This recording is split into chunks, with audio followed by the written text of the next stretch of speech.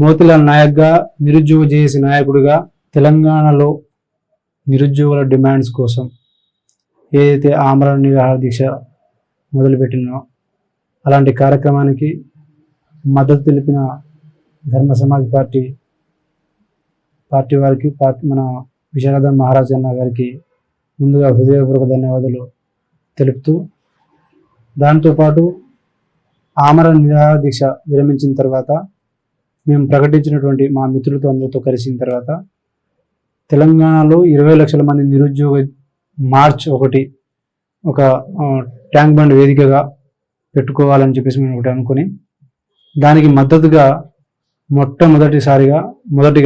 మొదటి అడుగు మేము ధర్మ సమాజ్ పార్టీ అధ్యక్షులు విశారదన్ మహారాజ్ గారికి కలవటం జరిగింది.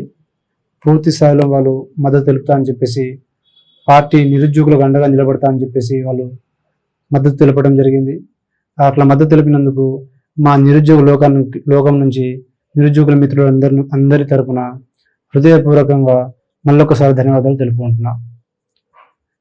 మిగతా ఇక్కడ మా ధర్మ సమాజ్ పార్టీ అధ్యక్షులు విశారదన్ మహారాజన్ గారు ఎట్లయితే ముందు అడుగు చేసినారో, ముందుకొచ్చి సపోర్ట్ చేస్తున్నారో, మిగతా సంఘాలు వాళ్ళందరూ కూడా మాకు మద్దతు ఇచ్చి ఈ తెలంగాణలో ఉన్న నిరుద్యోగ సమస్య ఏదైతే ఉందో దీన్ని రాజకీయ సమస్య కాకుండా ఒక సామాజిక సమస్యగా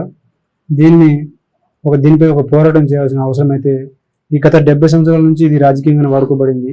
దీనికి ఒక సామాజిక సమస్యగా ఉన్నప్పుడు పరిగణించి దాన్ని పరిష్కారం చేసి దాన్ని తొలగించడానికి ఒక చిత్తశుద్ధితో అన్కండిషనల్గా ఒక స్వార్థం లేని ఒక ప్రయత్నం అనేది చేయాలన్న భాగంలోనే మేము పోరాట యోధులు, ఒక నిస్వార్థపరుడు అన్నగారిని మేము కలిసి మద్దతు కోరడం జరిగింది.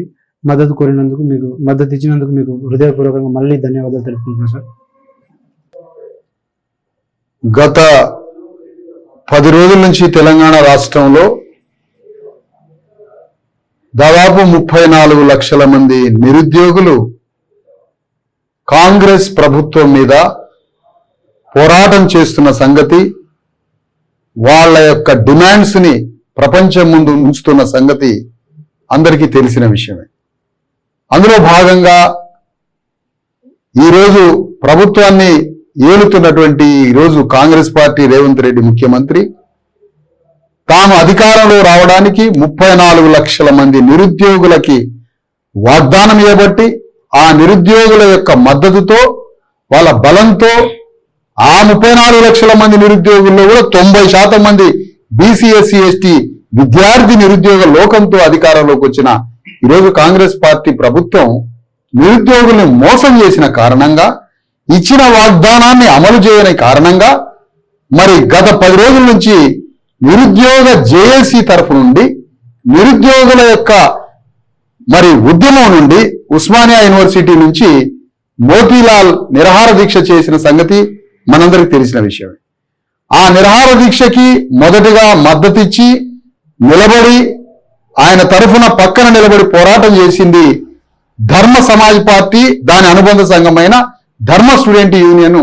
ఈరోజు నిరుద్యోగ జేఏసీ తరఫున పోరాడి ఆమరణ నిరాహార దీక్ష కూర్చున్న మోతీలాల్ నాయక్ తరఫున పోరాటం చేసిందని చెప్పుకోవడానికి మేము గర్విస్తున్నాం. ఈ సందర్భంగా చెప్పేది ఏంటంటే, ఈ పట్టు విడవద్దు.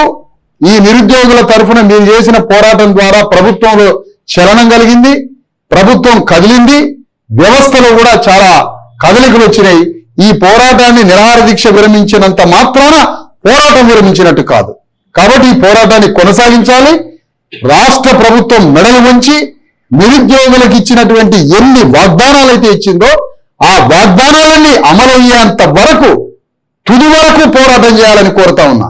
దాంట్లో భాగంగా మీరు ఏ పోరాటం తలపెట్టినా, అది నిరుద్యోగ మార్చి కావచ్చు, లేదా మరో రూపంలో పోరాటం కావచ్చు, అది చివరిదాకా నిరుద్యోగులు పెట్టినటువంటి డిమాండ్లు పరిష్కారం అయ్యేంత వరకు, అవి 10 డిమాండ్లా 20 డిమాండ్లా ఎన్ని డిమాండ్లు అయితే అన్ని డిమాండ్లు అవి పరిష్కారం అయ్యేంత వరకు ఈ పోరాటం కొనసాగించాల్సిందే.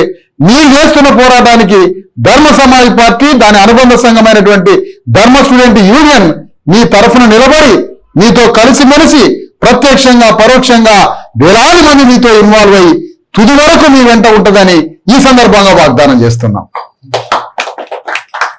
తెలంగాణ వ్యాప్తంగా నిరుద్యోగుల కోసం చేస్తున్న ఈ ఒక పోరాటాన్ని కొనసాగింపుగా